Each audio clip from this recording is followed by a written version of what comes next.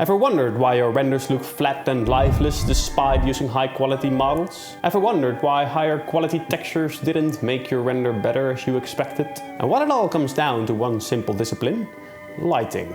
It's true, lighting can make the shittiest of models look like a cinematic masterpiece, but it can make the best of models look like utter crap. But here's the real question: do you actually know how lighting works, or are you simply changing sliders and values? Are you just a lucky gambler? Or are you an expert? Alright guys, I can't keep this up. Let's talk about the actual physics in Blender. We are working on the inverse square law. The inverse square law states that a physical quantity decreases in proportion to the square of the distance from the source. Which means that if you move double the distance, you need 4 times the power. And I will demonstrate this right now.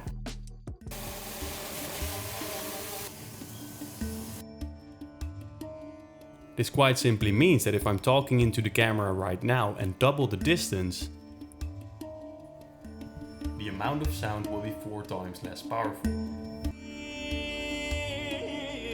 Now that we already know a lot more about physics, let's go ahead and look at glass and the index of refraction. As we all know, when light travels in different mediums, its speed changes. So in vacuum, the speed of light is 300,000 kilometers per second, while in water it is 225,000 kilometers per second. The higher the index of refraction, the slower the light moves through it. And you might be asking, isn't light a constant? And you are correct. So because of the material and the way it interacts with the light, there is a phase offset of the wavelengths of the light, which makes it appear as if it is slower.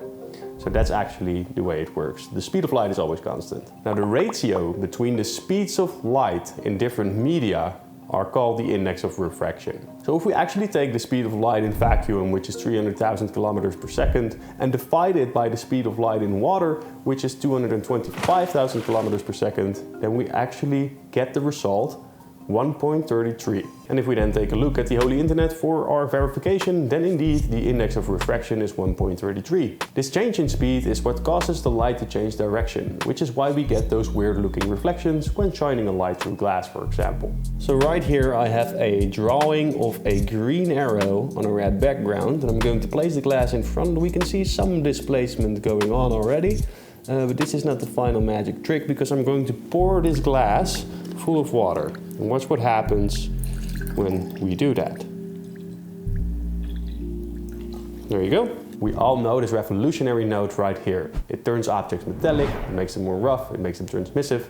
It can do quite a lot. But what even is a principled bidirectional scattering distribution function? Well, you're about to find out. But before we dive deep, let's first understand that light and materials cannot be separated. I mean, would you have guessed that this object is actually orange? The lighting and the material need to work together in order to reach some sort of unity. Now let's find out what the difference is between specularity and roughness. Specular comes from the Latin term speculum, which means mirror. When we increase the specularity, we're actually changing the material in order to behave more like a mirror. But why, when we drag this slider, it is not becoming reflective like the roughness does? That's a very interesting question. And before we can answer that question, we must first know what roughness is. So roughness is basically the amount of scattering that occurs when a light hits a material. So basically, when you have an object and light is hitting the material, it can scatter in all types of directions, which means that the material is quite diffuse. However, if you have lighting and it reaches the material and it bounces off straight, then it's probably very reflective, which means that you have a low roughness and there's less scattering going on. And now we have subsurface scattering, which is another form of scattering. So subsurface scattering is actually when light passes through a material instead of bouncing off of it, and within that material scatters and returns light back out. Sub, of course, comes from Latin as well, which means beneath or under. So it's scattering under the surface. Remember when you were young and shining the light through your earlobe and then it becomes all red, or through your fingers? That's basically subsurface scattering. I could go deeper into all other principal BSDF properties, but I don't think it's suitable for this video to really turn it into hours long. So I'm simply going to give you 6 more summarized points of the things that the principal BSDF can do and how it works physically. Transmission is not actually glass and increases render times more than the glass BSDF.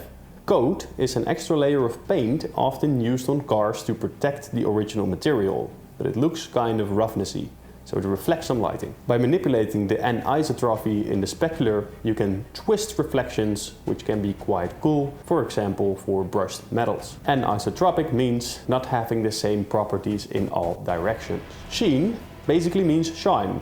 and it's mainly used for fuzzy materials that glow a bit, such as fabric textures like velvet or hair. It can also be used to fake rim lights, but I recommend just using lights for that. Thin film is a rather new feature in Blender's principled BSDF shader that simulates the interference effects seen in thin layers of materials such as soap, bubbles, oil and stuff like that. In the next video we are going to discover the laws of cinematic lighting. It's going to be very interesting. Subscribe and click right here to watch the next video.